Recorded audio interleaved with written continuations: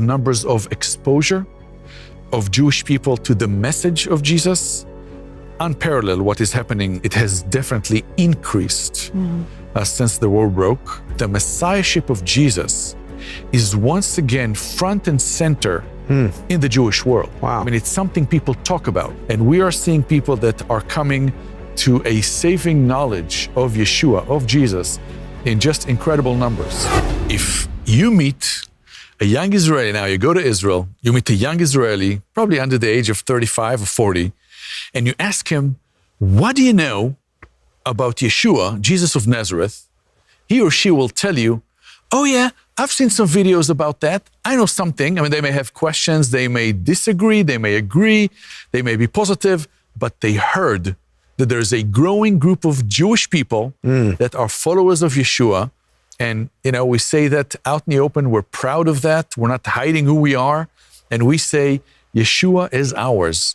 And over the past 15 years, the phenomenon you're talking about, we call it Jesus being the best kept secret in the Jewish world. Nobody talks about him for almost 2,000 years since the book of Acts, but it's changing, and it's rapidly changing. You didn't know anything about Jesus. You didn't know his name.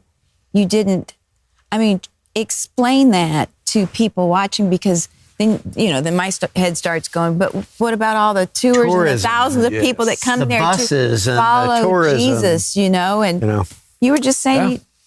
So, I could say a personal story. I remember when I was about 12 years old, in school, we would study the Hebrew Bible, the Old Testament.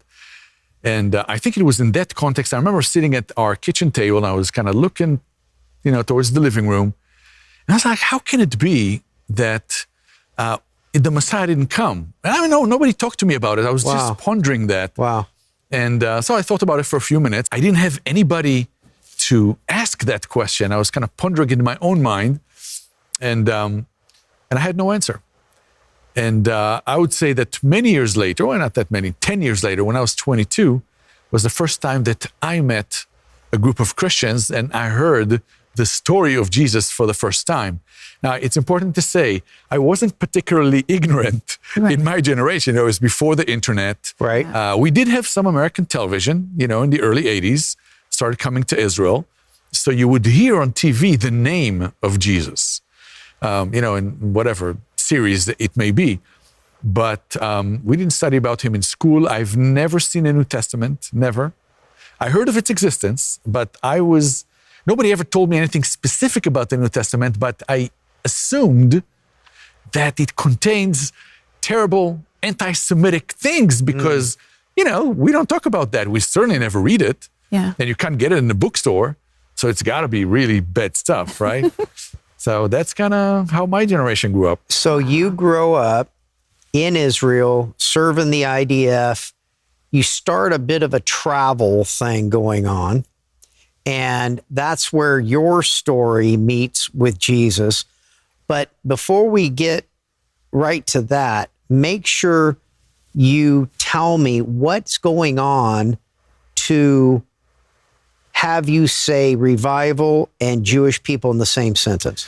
So in terms of numbers, first of all, in terms of numbers of exposure of Jewish people to the message of Jesus, unparalleled what is happening in the last 30 years. Absolutely unparalleled, literally since the book of Acts. And but that's exposure. Just people talking about Jesus. And I don't think I exaggerate when I say that the messiahship of Jesus is once again front and center in the Jewish world. Wow. It's something people talk about, some with trepidation, some with pleasure or joy. Some with disdain. And some with disdain for sure, but it's there, it's an issue. Whereas Jewish communities, and the reason you're so shocked is because Jewish communities through most of the last 2,000 years were built in a way that the gospel, the true message of the gospel was not able to penetrate. You had very bad and painful history of especially the Catholic Church with the Jewish people. And that's where the mind of a Jewish person goes right away. Gets locked. They are locked in a time of that. Very terrible history, and how can we cross that uncrossable line? But this is changing. And we are seeing people that are coming to a saving knowledge of Yeshua, of Jesus, in just incredible numbers. Most Israelis, they don't, when you have a lot of tour groups of Christians and believers in Christ in Israel from the United States and all over the world, you never really cross paths. Yeah. I mean, you're in your city, in your work, in your school, in your university, whatever it may be, and you just don't get to, you didn't, at least in the past, didn't get used to hear about it. Would you think that if we were flying on an airplane and we're sitting next to a Jewish person, that they know nothing about Jesus? That's the assumption we would make, right? Would you expect that the Lord would ask you to say something to someone or just be kind? What do you think is the best entrance? Because kindness started your journey. For sure. And this was a bit of I'm talking a few month campaign for you. So an airplane ride may not get the job done. Well, what kind of seed do you maybe find yourself planting in somebody if you have a short time with somebody? Well, I would say that for most of the Jewish people that have become followers of Yeshua that I know, it's been a journey. Yeah. And they met several people, several stations along the way until they actually repented of their sins and became disciples of Jesus. And look, certainly most Israelis, but I think most Jews are pretty talkative people, and they would love to chat, and if you get to chat, absolutely, tell them your story, tell them your journey. Yeah. They would love to hear it. The personal story and a personal journey is, it doesn't come across as forceful, and that's. It feels like though that you would almost have to assume that they don't know anything, that even Jesus was a descendant of Abraham, Isaac, Jacob, David.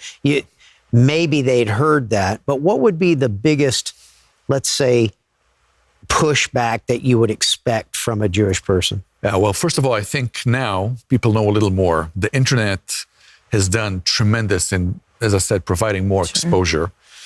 And One for Israel had part to play in it. I'm not saying it's the only thing, obviously. I think the biggest obstacle, however, is that it's not ours. It's not something, it's foreign to our people. Oh, the irony, right? Yeah. But that's, I think, the biggest obstacle is that, well, will I be betraying my heritage? Will I be betraying my upbringing and bring dishonor to my family and loved ones if I look into it? I think the biggest fear is when you weigh the cost and you think, well, it's going to have an impact not just on me, but on my family and, and that kind of thing. So that's, and I don't for think it's even special to looking Jewish. into it though, right? For even looking into it. And okay, One for Israel is your broadcast new to TBN. Yes. That airs 9:30 p.m. Tuesdays and Saturdays right here on TBN. One for Israel. What is One for Israel doing? Because your program is entertaining. You're not necessarily just kind of telling us the statistics of what's going on. So love the program and great quality. I love it. Love seeing it. But tell us about this information in Hebrew that you're doing that feels like you're doing it out in the open for the first time, that this isn't some hidden thing. You're actually putting these videos. And what kind of content in Hebrew are you providing and creating? So about 20 years ago, some of our college graduates, we have a Bible college. We still run the only accredited Bible college in the country. And some of our graduates told us, look, they put out their cell phones, their second generation cell phone, and say, this is going to be the medium that everybody's going to be using in the future. And we have to start thinking about how we share the gospel through this. And it was right around that time that God told me very specifically, and I don't use this expression often, but he told me very specifically to purchase a new campus and do a television studio. I knew nothing about purchasing a campus and absolutely zero about television studios. But we did over the next couple of years, and God provided the people and the means and all those kind of things. And we began to create videos that talk about Yeshua, talk about Jesus. They were done in Hebrew by native Hebrew speakers. We used idioms and just everything about it was clear that it is our people telling our people about Jesus. And that created, to our surprise, a huge initial splash. I mean, we would get hundreds of thousands and later millions of not just views, but people writing us and asking questions, some positive, some not so positive. And eventually we've distilled it down to the most common 100 questions people ask about Jesus. So it would be anything about things about the credibility of the New Testament. It's going to be about certain passages in the Old Testament, like is Isaiah 53 talking about the Messiah or about the people of Israel, the suffering servant? Is it the Messiah or the people of Israel? So different levels of sophistication. And we wrote answers to each one of those 50s.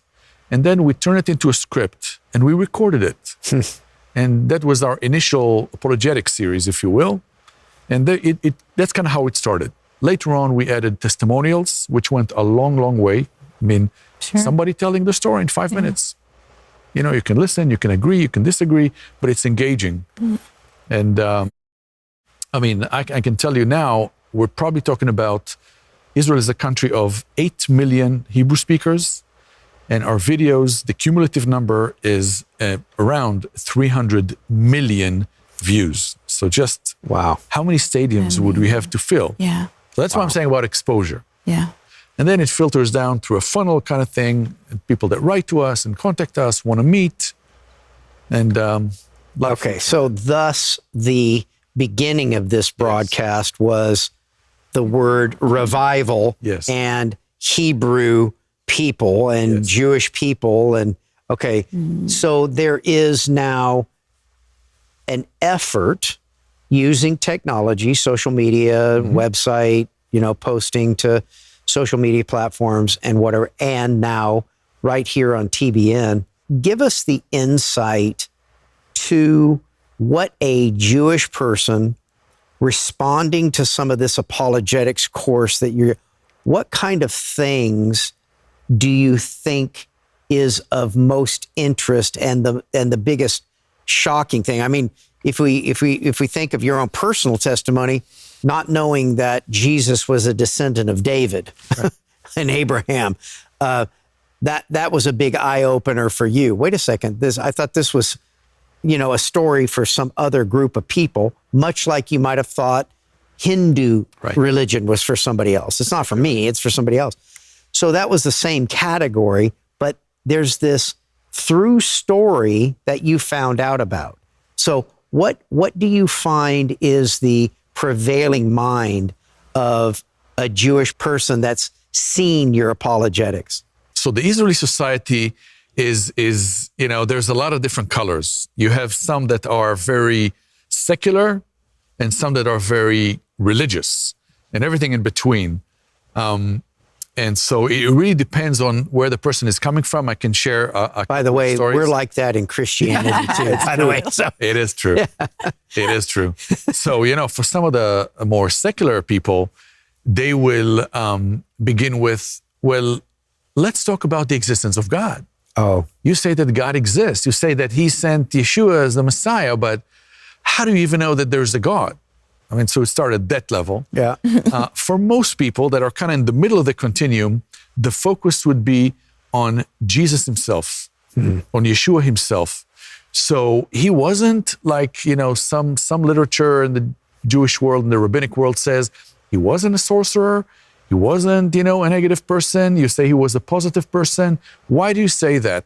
You say that he's the Messiah. You say that the Hebrew Bible, the Old Testament, is talking about how we're going to recognize the Messiah. Explain that to us. I mean, so there's an actual conversation. And then I think for the more religious, ultra-Orthodox and religious people that are in contact with us, it's challenging to get out of, it's a certain way of thinking. And all of a sudden to give the highest authority, spiritual authority, to the Bible is a stretch. and it's a journey. And when they make that journey or on that journey, they're willing to look at who Yeshua is, the New Testament. They read the New Testament, they recognize this is a Jewish document. But are we allowed? What will the rabbi say if he knew? And so that's kind of the beginning of all those journeys. And just as an example, I remember a few years ago, my wife and I were having dinners with some friends, and there was somebody who's an ultra-Orthodox person. He just happened to sit next to me, and he belongs to this Orthodox sect or section that believe that the rabbi Schneerson, the rabbi from Lubavitch, is the Messiah. So this guy is telling me, this gentleman is telling me how wonderful the Messiah is. So finally I ask him, how do you know that the rabbi is truly the Messiah? And he tells me, well, he's doing this, he's done that, it's miraculous, and he's telling me all these things that happen. I said, well, do you know that the Hebrew Bible actually tells us how to recognize the Messiah? He's like, what do you mean? So we went over a few things, and it was completely, he was completely shocked, first of all, that I know the Hebrew Bible. And here's the thing, that initial conversation did not change his mind. He say, everything you say is very interesting and I should think about it more, but that doesn't change the fact that the rabbi is the Messiah. So it was a beginning of a long, long journey that hasn't ended for this gentleman, as far as I know. But, another fresh example is a young woman who was heavily, and I mean super heavily, into all sorts of spirituality, but definitely in the black magic kind of a thing in Israel. And because she saw a very scary and dark side of the spiritual world, she was convinced that there is a spiritual world, but it was scary for her. She didn't want anything to do with it. That began a spiritual search for her online. She came to some of our videos. She made contact with us. Some of our team members met with her in first season, and she actually has become a disciple of Yeshua. And she's going through the discipleship process. She's connected to a local congregation now. Listen, your broadcast, One for Israel, new to TBN, and we're information on how you can see it and when it airs and all that is on screen. But I have to sit here a little bit shocked still. I started this program by saying I'd never heard anyone say the word revival and Jewish people or Jewish, is just never heard those words put together. And then to make it even worse, I have many, Messianic Jewish friends who, even a common friend of ours, Samuel Smadja, who runs a big company there, Sarel Tours, I don't know if this is exactly accurate, but it felt like his father, who had a Messianic congregation, had a handful or less of converts in his entire ministry, okay? Yes. And he labored there as a Messianic believer in Jerusalem, and saw decades. Maybe a handful of converts in his entire ministry for decades. And so the thought that there's a new season of time that you're even getting these inquiries is just fascinating to me. It's just beautiful. Has it changed since the war? It's a great question, and the answer is yes. It has definitely increased since the war broke. And when do we call upon the Lord? When things are difficult in our lives. And so I cannot exaggerate in the magnitude of the shaking that Jewish people around the world, and Israelis especially, felt. And so the answer is yes. Very, very, very dramatic spike. And for what you said, Matt, Pastor Victor, whom I loved very, very much, and very amazing man, and to some degree I'm privileged to call him a mentor. So his generation of pioneers broke the ground. I believe a ground that was very, very, very dry, and they began to break it. When my generation came on the stage, we still had a part of breaking the ground in different places, but in many parts it was already broken, and the seeds were already in the ground, and we were able to water it. And so we're beginning to seeing the fruit of it. This revival, by the way, I have a friend that says, it's not a revival, it's a vival, because it didn't really happen since the book of Acts, so it's a vival. But anyway, yeah, it's a spiritual process. Yeah. So the ministry of One for Israel feels like, we have hard ground in America too. Oh, for sure. Okay. And, just think of the Super Bowl that's just, in our rearview mirror just not long ago. The idea that there was a Super Bowl halftime show that half of the viewers of the Super Bowl turned away from, and TPUSA put up a kind of God-fearing, God Bless America version of a halftime show and siphoned off, multiplied tens of millions of viewers. So we understand this very unique difference that some people are halfway down the road in a journey and all this, but the idea that we are in a season of time where we might see the fruit of the labor of generations coming to pass, because it's almost like I'm feeling this sense that, TBN does one thing with our programming, or we attempt to do one thing. Jesus said, if I be lifted up, I will draw all men unto myself. So the purity of answering who Jesus is, then he takes on the work of drawing people to himself. Absolutely.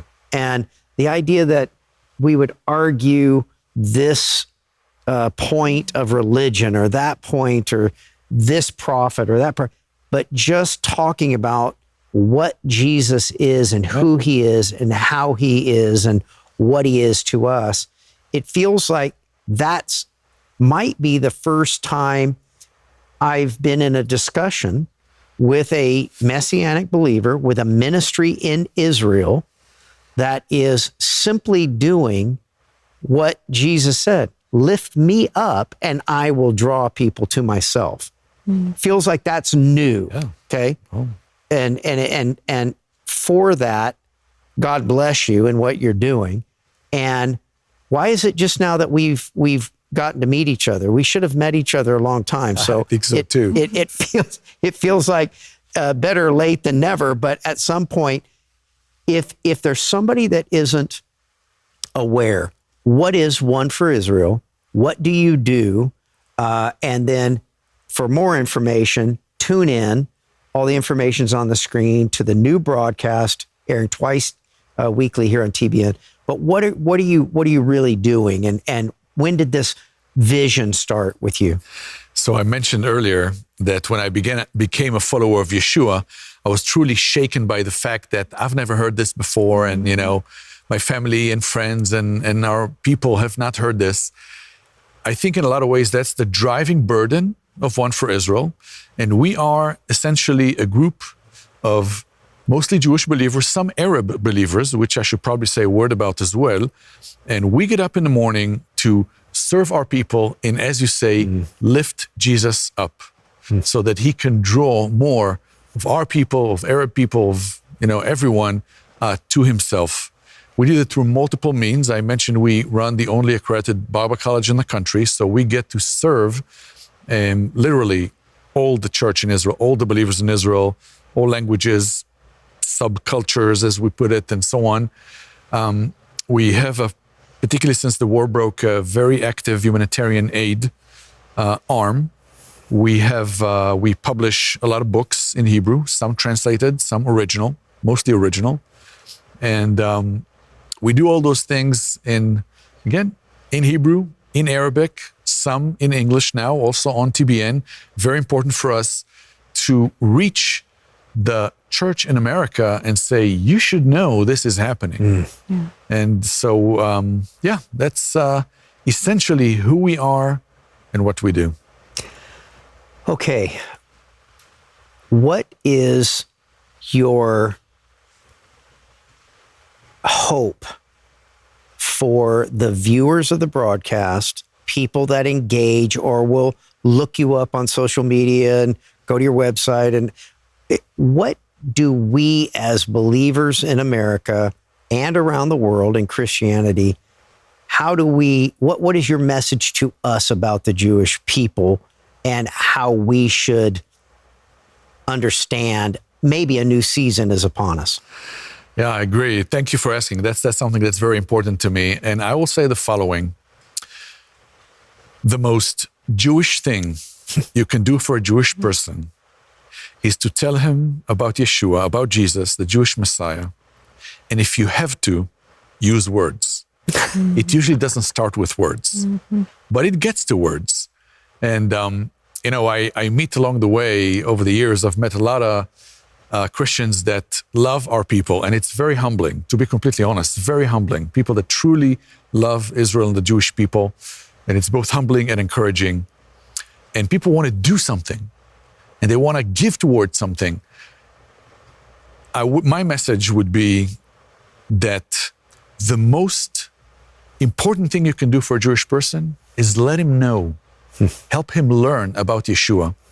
Humanitarian aid and all sorts of practical help are important, but they need to be done in the name of Yeshua, in the name of Jesus.